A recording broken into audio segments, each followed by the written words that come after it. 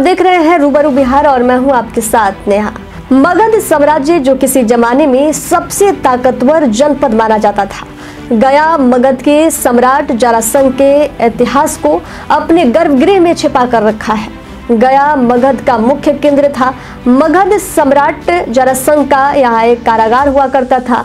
यह कारागार गया का अत्रि पहाड़ चारों ओर से घिरा है। अत्रि पहाड़ी के कई किलोमीटर और 7 घाटियों में जरासंध का जेल स्थित था। गया के अत्रि प्रखंड के अंतर्गत चिरियावा गांव में जरासंध का कारागार की पहाड़ी वाली गुफा आज भी मौजूद है। चिरियावा गांव अत्रि पहाड़ की गोद में बसा है। यहाँ पहाड़ में रही गुफा का मुंह आज भी खुला हुआ है। लोग इसमें प्रवेश भी करते हैं। अंदर कितनी गहराई है ये किसी को पता नहीं चल पाता, लेकिन लोग बताते हैं कि कई बार वे टॉर्च लेकर अंदर गए। अंदर काफी जगह है जिसमें हजार लोगों को रखा जा सकता है। लोग बताते हैं कि अत्रि पहाड़ पर गुफा मौजूद है और पहाड़ के इस गुफा के ऊपर की चोटी से अगर आप जाएं तो सीधे राजगृह पहुंच जाते हैं, जहां पास में ही मगध सम्राट जरासंध का किला भी है। यानी कि गया का अत्रि पहाड़ जो चारों ओर से घिरा हुआ है, वे इस क्षेत्र से सटी हुई है।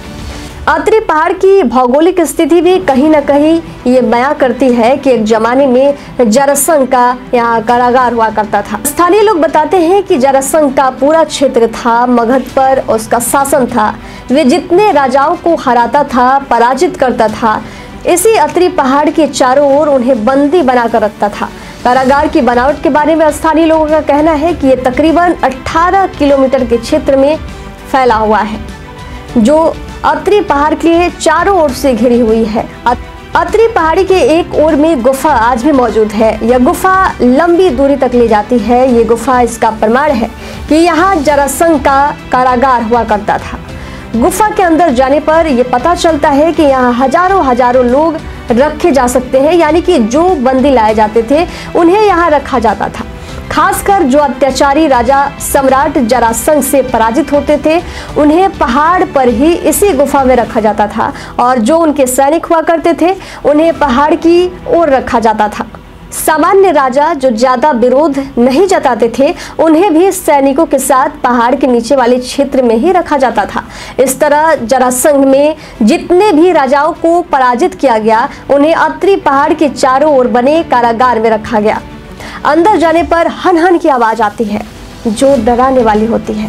अत्रि पहाड़ों के चारों ओर देखे तो 7 घाटी है। 7 घाटी पर राजा जरासंध के पहरेदार रहा करते थे।